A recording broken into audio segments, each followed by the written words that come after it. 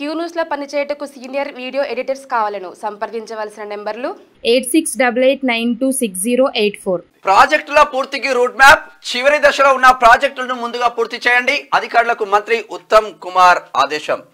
ABC కేటగిరీలుగా విభజించి పనులు, పెండింగ్ ప్రాజెక్టులన్నీ పూర్తయితే 6.5 లక్షల ఎకరాలకు నీళ్లు. ఇందుకోసం 8,000 కోట్లు అవసరం. ఈసారి బడ్జెట్ లో 11,000 కోట్లు అదనంగా కేటాయించాలని ప్రపోజల్స్. గత ప్రభుత్వం ప్రాజెక్టులపై చేసిన అప్పులకే ఏటా 18,000 కోట్లు వడ్డీలు కడుతున్నామని వెల్లడి.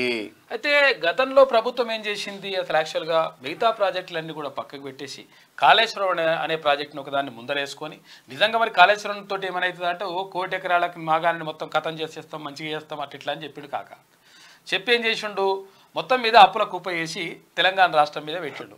పెట్టి నిజంగా మరి ఏమైనా దాంతో నీళ్ళు ఏమైనా అందుతున్నాయా, లేకపోతే మళ్ళీ బాగా అద్భుతంగా ఉన్నదా అంటే లేదు. ఒకవేళ దాంతో ఆ ప్రాజెక్టు ద్వారా నీళ్ళు అందించాలంటే 1 ఎకరాకు 50,000 రూపాయలు ఖర్చు వస్తుందంట పంటకు. అంటే మరి 50,000 రూపాయలు పెట్టుబడి పెట్టి తర్వాత ఇవన్నీ పెట్టిన తర్వాత 50,000 రూపాయల లాగోడి అవన్నీ అయిపోయిన తర్వాత ఏమైనా లాభం వస్తుందా అంటే అటువంటి పరిస్థితి లేదు. కాబట్టి కాక వేసినటువంటి కథకి ఇట్లున్నది. అట్లా కాకుండా ఏదైతే పెండింగ్ ప్రాజెక్టులు ఏవైతే ఉన్నాయో వాటన్నిటిని కూడా పూర్తి చేయాలి. తర్వాత వాటికి సంబంధించి కేటాయింపులు జరపాలి. తర్వాత కొంతవరకు అంటే కొన్ని డబ్బులు కేటాయిస్తే ఇంకా పూర్తవుతుంది అనేటువంటి ప్రాజెక్టులు ముందుగా దాన్ని ఏ కేటగిరీలో, ఆ తర్వాత బి కేటగిరీ, ఆ తర్వాత సి కేటగిరీ, ఇట్లా కేటగిరీలుగా విభజించి తర్వాత ఎక్కువ శాతం రైతులకు తక్కువ ఖర్చుతో ఎక్కువ నీళ్ళు అందించేటువంటి ప్రయత్నం చేయాలని చెప్పేసి రాష్ట్ర ప్రభుత్వం భావిస్తూ ఉంది. అందులో భాగంగానే ఈ ప్రాజెక్టుల పైన ప్రత్యేకంగా ఏంటంటే కాళేశ్వరం కట్టిన మంతని కాన్స్టిట్యున్సీ, ఇప్పుడు కాళేశ్వరం, మాదేపూరు, కాటారం, ఇటు దాడ్చర్ల, మల్హార్, ఈ మంతని ప్రాంతంలో రైతులకు కూడా ఏ కెనాల్ నుంచి కూడా నీళ్లు రాలే, ఇంతవరకు రాలే. మునుగుడే ఎక్కువ ఉందంటే వాస్తవం, అది పారుడు కంటే మునుగుడే ఎక్కువ ఉందంట కథంతా. రాష్ట్రంలోని సాగునీటి ప్రాజెక్టులను వేగంగా పూర్తి చేసేందుకు రూట్ మ్యాప్ రూపొందించామని మంత్రి ఉత్తమ్ కుమార్ రెడ్డి తెలిపారు. పెండింగ్ ప్రాజెక్టులను ఏబీసీ కేటగిరీలుగా విభజించాం. ఇప్పటికే పనులు ప్రారంభమై చివరి దశలో ఉన్న వాటిని ఏ కేటగిరీలో పెట్టాం. వీటిని సత్వరమే పూర్తి చేసి ఆయకట్టుకు నీళ్లిచ్చేలా చర్యలు తీసుకోవాలని అధికారులను ఆదేశించారు. వచ్చే ఏడాది మార్చి లేదా డిసెంబర్ కల్లా పెండింగ్లో ఉన్న ప్రధాన ప్రాజెక్టులన్నీ పూర్తి కావాలని చెప్పారు. అదనపు నిధులు సమీకరించుకోవడం ద్వారా ప్రాజెక్టులను త్వరితగతిన పూర్తి చేసి మరో 6.50 లక్షలకు ఎకరాలకు నీళ్లివ్వాలని ప్రభుత్వం లక్ష్యంగా పెట్టుకుందని పేర్కొన్నారు.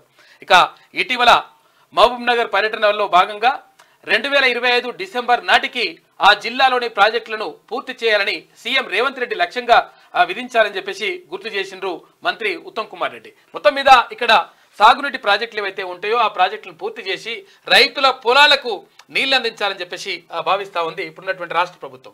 అయితే గతంలో చెప్పిండు ఈ పాలమూరు జిల్లాను పచ్చగా చేస్తా, పాలమూరు జిల్లా మొత్తం కూడా పచ్చగా మారిపోయిందని చెప్పిండు. ఎవరు కాక చెప్పిండు. మరి పాలమూరు పచ్చగా అయిన తర్వాత వలసలు ఎందుకు వస్తున్నాయి? వలసలు పిలసలు కూడా ఏం లేవు, మొత్తం అంతా కూడా మంచిగా ఉన్నదని చెప్పిండు. మంచిగా చెప్పిన తర్వాత అక్కడ భారతీయ జనతా పార్టీ అప్పుడు అధ్యక్షుడు ఉంటే ఆయన బండి సంజయ్ ఇగో చూడు నాయన వలసలుగో ఇగో వీళ్ళందరూ కూడా పోతున్నారని చెప్పేసి బస్సు ఎక్కి చూపించాడు.